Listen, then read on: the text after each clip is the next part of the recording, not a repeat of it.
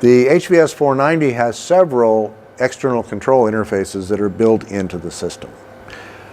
See here we have auxiliary units. We have up to 12 auxiliary units. Auxiliary units can be from 16, 32, or 64 button control panels that are connected via a LAN port into the switcher main unit.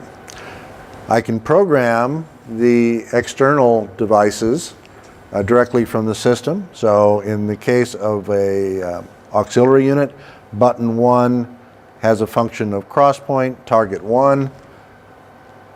For auxiliary remote panels, I can program any function into any button on the panel. I can program it to be a source, I can program it to be a destination, an auxiliary bus, an event memory, a macro memory, so that it's available to the operator on a single push of the button.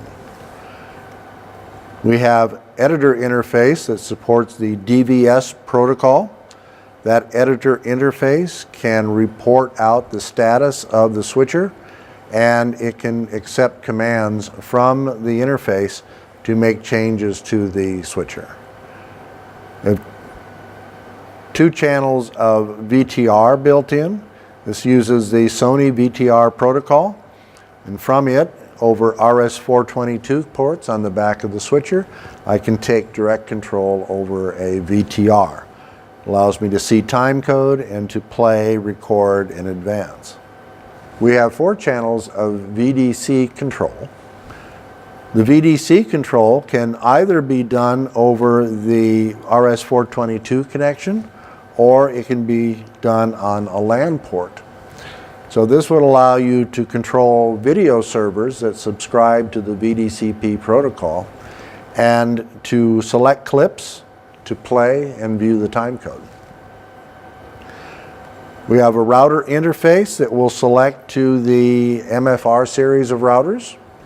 So this router interface exists either in the simple name linking, where the source name on the router is reported to the switcher and displayed on the control panel, or manual control of the router itself, or manual control of the router itself with destination and source selection.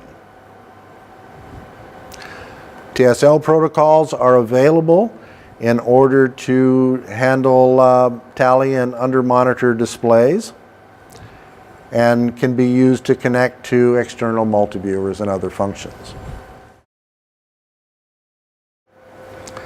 The HVS-490 was built from the beginning with the idea of using 4K.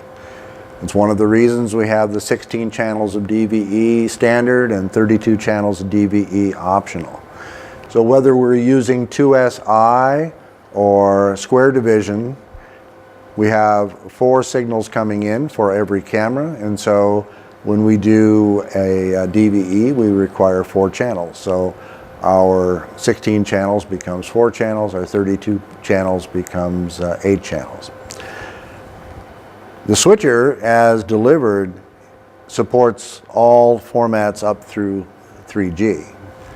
So the option for 4K control is a software option that reconfigures the panel so that the 4-channel processing is done on the panel without the operator having to do any particular setup. So our multi-ME panel now becomes a 1.5 ME 4K switcher.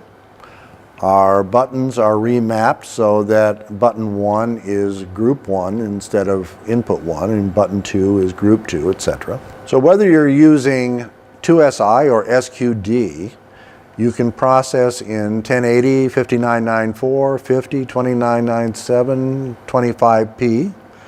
You can process 4K video from quad 3G SDI output of 4K cameras in 2SI, which is 2 sample interleave, or SQD, square division formats. The HVS-490 was designed with future 4K upgrade in mind. By adding optional expansion cards, it provides up to 10 4K inputs and 7 outputs. What's more, unique use of aux buses enable a 4K switcher to have the equivalent of 1.5 MEs.